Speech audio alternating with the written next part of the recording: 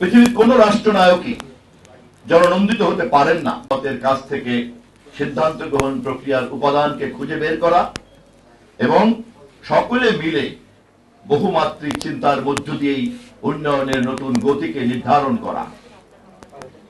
একজন সামরিক কর্মকর্তা হওয়া সত্ত্বেও তার এই মনোজগতই তাকে প্রমাণ করেছে তিনি রাষ্ট্রনায়ক ছিলেন।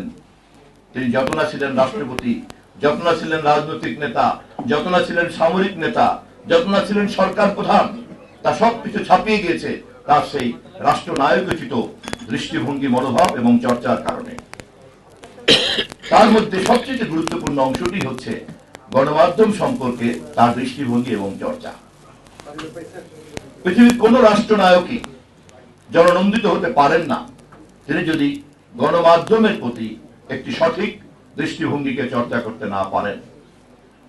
রাষ্ট্রকে যদি স্বাধীন গণমাধ্যম এবং দায়িত্বশীল গণমাধ্যম হিসেবে গড়ে তোলার কাজে পৃষ্ঠপোষকতার দায়িত্বে না আনা যায় এবং রাষ্ট্র যদি ওই রাষ্ট্রনায়কের নেতৃত্বে গণমাধ্যমের প্রধান পৃষ্ঠপোষকে রূপান্তরিত না হয়, তাহলে অন্য যত গুণী থাকুক না কেন তার পক্ষে রাষ্ট্রনায়ক হওয়া সম্ভব হতে পারে না। শহীদ জিয়া রহমানের ইতিহাসে আজকে যে জায়গা, তার অন্যান্য সমস্ত ধরনের গুরুত্বপূর্ণ বৈশিষ্ট্যের মধ্যে প্রধান একটি গুরুত্বপূর্ণ বৈশিষ্ট্য হচ্ছে তিনি স্বাধীন গণমাধ্যমকে পৃষ্ঠপোষকতা করেছেন।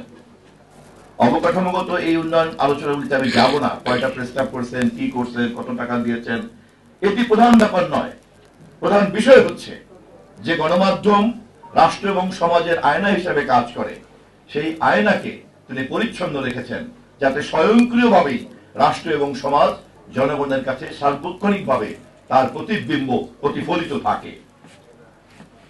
গণমাধ্যম সম্পর্কে শহীদ জিয়ার সমস্ত কর্মকাণ্ড নিয়ে কথা বলতে গেলে আর অনেক সময় লাগবে, কিন্তু আমি সংক্ষিপ্ত আলোচনায় বিনয়ের সঙ্গে আপনাদের সকলের জানা তথ্যগুলিকে শুধু এতটুকু বলে শেষ করব। বাংলাদেশের গণমাধ্যমকে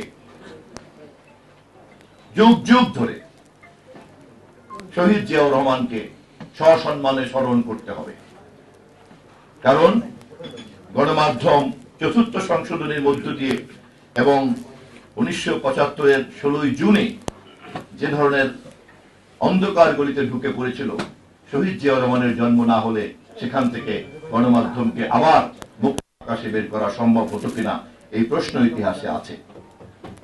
শহীদ জিয়া শাহাদাত বার্ষিকীতে গণমাধ্যম এবং শহীদ জিয়াউর রহমান এই প্রসঙ্গে এতটুকুই আমার বক্তব্য। সবাইকে ধন্যবাদ।